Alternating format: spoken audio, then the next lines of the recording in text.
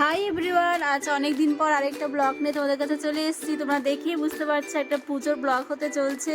খুব ভালো একটা ব্লগ হতে চলছে। দেখো, তোমাদের খুব ভালো লাগবে।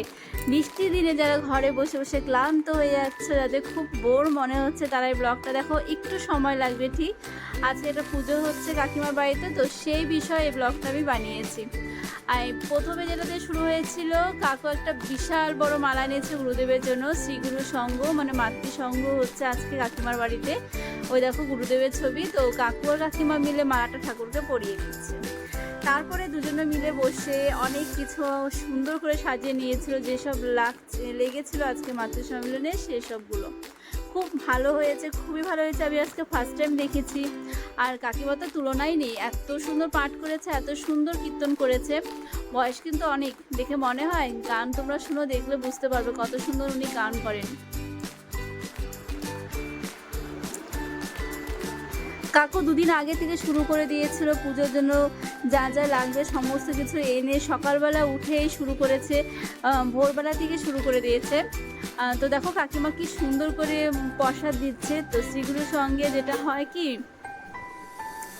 সাবু দিয়ে একটা প্রসাদ করা হয়।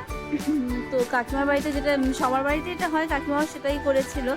খুব টেস্টি হয়েছিল প্রসাদটা। যখন পুজোর শেষে সবাই খেয়েছিল, সবাই বলছিল খুব সুন্দর হয়েছে, খুব টেস্টি হয়েছে। আসল কথা, অনেকটা ভালোবাসা দিয়ে সাজিয়েছিল কাকিমা কাকু সমস্ত জিনিস, তাই খুব ভালো হয়েছিল। আর মনে ভক্তি ভালোবাসা থাকলে সত্যি সমস্ত কিছু খুব ভালো হয়। বাইরে প্রচণ্ড বৃষ্টি হচ্ছে, অনেকে আসতে পারেনি, আর অনেকে এসেছে, অনেকে মানে অনেকজনই এসেছিল। তোমরা ভিডিওটা দেখলে বুঝতে পারবে। তো এখন আমি একটুখানি বকবক করা বন্ধ করছি, তোমরা আমাদের সঙ্গে থাকো আর দেখতে থাকো আজকে শ্রী গুরুর জয়।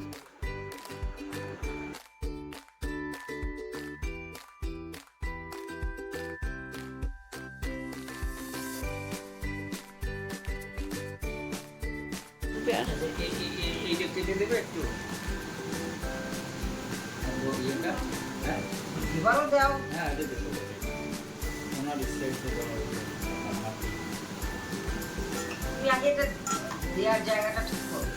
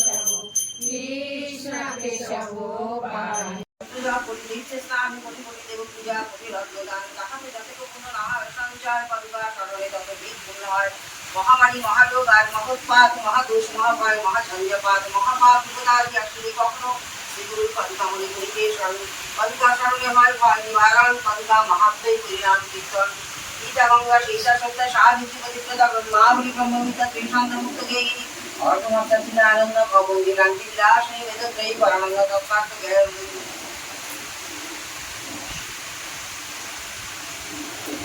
পুত্র শুরুতেই করে নিবেদন ইচ্ছা বুঝতে করা বিদ্যা প্রদূষণ আসেনি সেই গুরুবিদ্যা কীর্তন করো মহামূল তোমার প্রসাদে ভাব পরিবর্তন পুরাও মনের আশায় নিবেদন ঋষিদের বাক্য শুনি শিশুদের বাপন গুরুবিদ্যা সেই স্থানে করিল কীর্তন শিশু পাই ধর্ম কৈলাস শিকারে ভক্তি মতি পার্বতী প্রণবে শিবেরে অভিনব দেবদেব তুমি পরাৎপর জগতের তুমি পরম ঈশ্বর গুরুগীতা মম কাছে করো কীর্তন কোন পথে ব্রহ্মময় হয় জীবন করুণা করিয়া প্রভু বলো আমারে সমুদ্রে বাসনা বড় হয়েছে অন্তরে শীত পায়ে সোনাদেবী বলি বিবরণ অভক্তের কাছে ইহার করিবে গোপন দেখে আর গুরুদেবে ভক্তি আছে যার একথা শুনতে শুনতে তারই অধিকার দু শব্দে অন্ধকারে বলি বিবরণ লোকগীতকারী প্রশ্ন করিয়াছে তুমি আমি প্রশ্ন করতে আর কেউই করেনি বিলোক দুর্লভ এই গুরুগীতামান তোমার নিকটে করি সেই শনিবার জগতে গুরুভিন্ন কিছু সত্যবার এই কথা মনে বিজ্ঞানী ও ঈশ্বর সংসার মায়ার ক্ষেত্রে মালা দিয়ে এটা ফুল চালাও মালা দিয়ে ফুল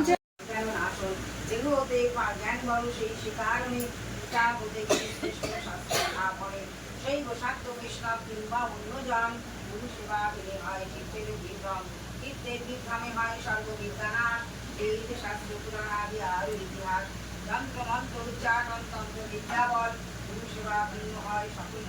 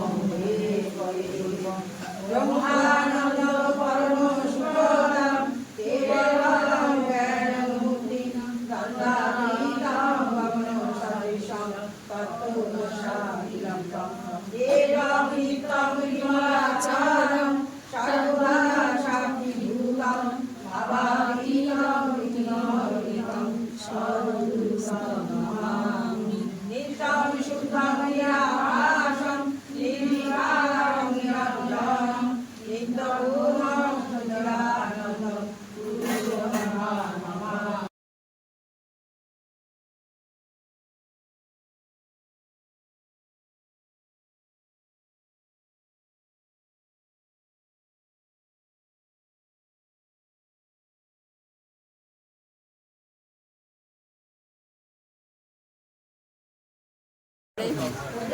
বিশাল বিশাল ফুটান বিশাল।